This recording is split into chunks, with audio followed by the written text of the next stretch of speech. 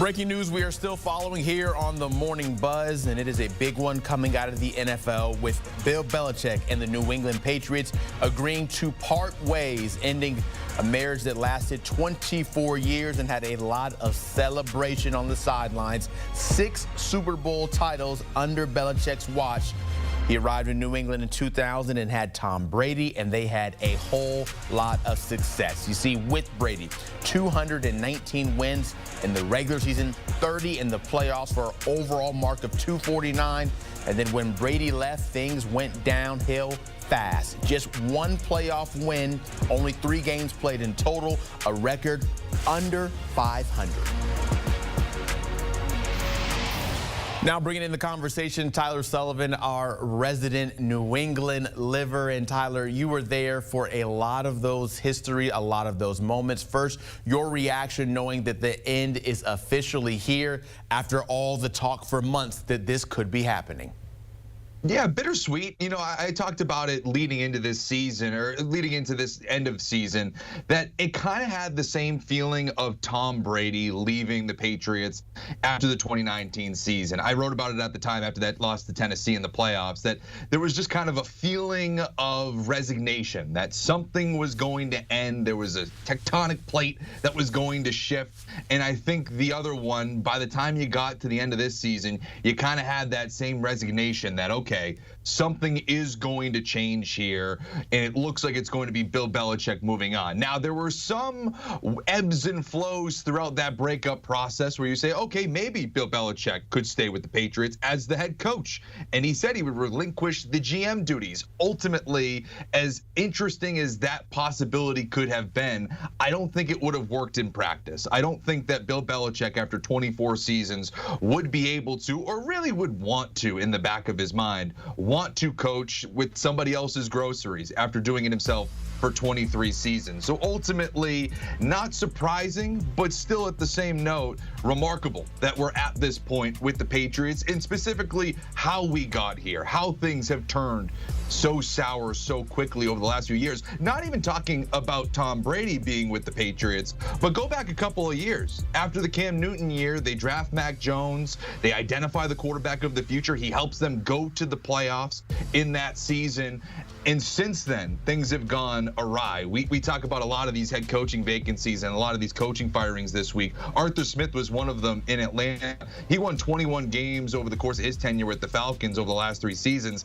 Over that same stretch, Bill Belichick only won 1 more game. So it's not like this has been a prolific run. Things have been going in the wrong direction over the last few years. And so as much as we can point to those banners and point to those trophies and those memories over the last 2+ decades, it does seem like this is the moment for the team to move on. How difficult maybe is it to think about the tough run since Tom Brady left and the inability to find that next heir apparent at quarterback, and know that this was a franchise that had so much success and then now currently is not enjoying that?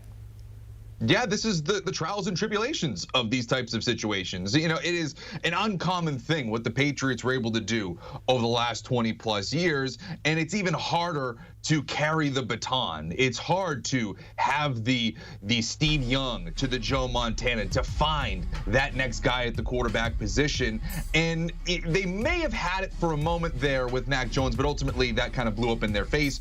And I think a lot of that might have to do with Bill Belichick, the GM, as opposed to Bill Belichick, the head coach. I still believe wherever Bill Belichick ends up, if he continues to coach in the NFL, the coaching will not be the issue. He needs to land in a spot where the roster's already intact, kind of similar to Brady going with the Tampa Bay Buccaneers, a loaded team outside of the quarterback position. He needs to find a team that's loaded at the positions that he can't really identify. Skill position players, certainly you'd like to have a quarterback, but he can build up a defense, he can work on the outer rims of a roster. I think Bill Belichick will be fine in that regard, but seeing things deteriorate the way that they did in New England, not being able to identify skill position players, not really being willing to go go all in on certain free agents. Certainly going into this season, the offensive tackles were a big question, didn't really address it.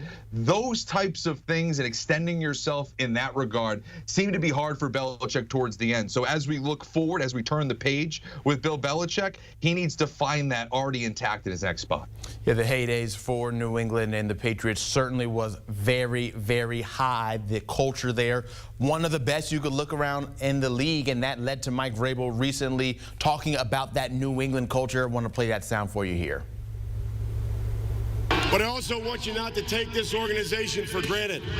I've been a lot of places. This is a special place with great leadership, great fans, great direction, great coaching. Enjoy it. It's not like this everywhere. Thank you very much.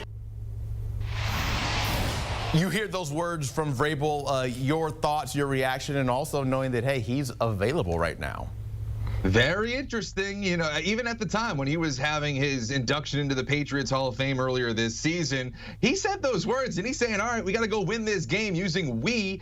You're like, okay, all right, Mike Vrabel, head coach of the Tennessee Titans at this point. Very interesting. And now that he is available, obviously the Patriots now have a vacancy. He is going to be the #1 outside candidate that the Patriots look at, in my estimation. Obviously, we're going to still see what Robert Kraft wants to do. You know, there's a multiple different roads he can go down. If he wants the Belichick road to stay in-house, well, then that's Jerod Mayo, the guy that he extended himself to keep last offseason, and really an unprecedented statement. But if he feels like Mayo is not ready to be a head coach, remember, he's not even a defensive coordinator in title with the New England Patriots at this moment, even though he's the de facto play caller. If he wants more experience and still wants to keep that Patriot way, Bill Belichickian type of approach, well, then Mike Vrabel's the guy. It's kind of all the same things that you would want. It's a younger guy, kind of maybe more tapped into the modern player, but still gives you all of the hallmarks that Belichick had. Certainly a great in-game head coach. So certainly, Mike Vrabel is one of the guys that you're going to keep looking at. But for me, Jerod Mayo is someone who we should not overlook. I know that Vrabel's the new shiny toy out there on the market, but the Krafts are not a hasty ownership group. They are not some group that would make a swift decision just because Mike Vrabel suddenly became available. Now, they could probably talk about that option, knowing that reading between the leaves, he might be available, but they do have Jerod Mayo in place, so I still wouldn't sleep on him as one of the options for this team going forward. You mentioned we don't really know what direction exactly Robert Kraft will want to go moving forward. We will hear from him and Bill Belichick today at noon Eastern when they hold a press conference. I'm wondering what type of tenor and emotion we might get from Bill Belichick. What are you expecting? And are you going to miss the ability to be able to listen to those Belichick Patriot press conferences?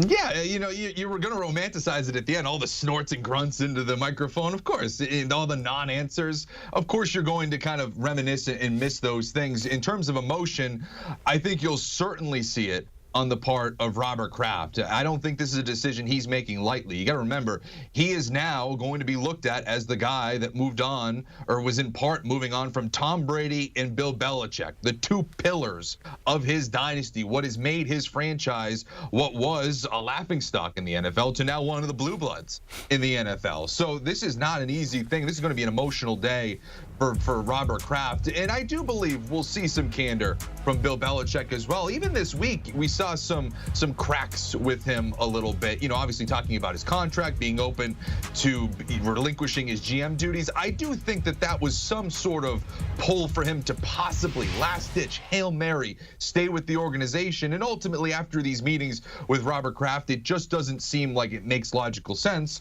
So I do think you're going to get some reminiscence. It's some looking back on what they were able to accomplish together 2 decades ago. I mean, you can go all the way back to the late 90s when Bill Belichick was under Bill Parcells with the New England Patriots, and Robert Kraft was on the outer rim of the ownership group, didn't even own the team really at that point. So, you know, it's going to be, I think, a celebration-y type of day. You know, I think it's going to be similar to Pete Carroll yesterday with Seattle moving on. I don't know if we're going to get the tears and all of that, but certainly it's going to be an emotional day. I think more celebrating what they were able to accomplish as opposed to more talking about this season and what's ahead for both sides. But maybe have those tissues right by you for just in case if you start to feel a little bit of tug at the eyes. Our Tyler Sullivan checking in with us now with the Patriots and Bill Belichick parting ways. If you want even more football when we are off air, make sure you always check out the Pick 6 podcast. They had to put out a new episode yesterday discussing Pete Carroll being out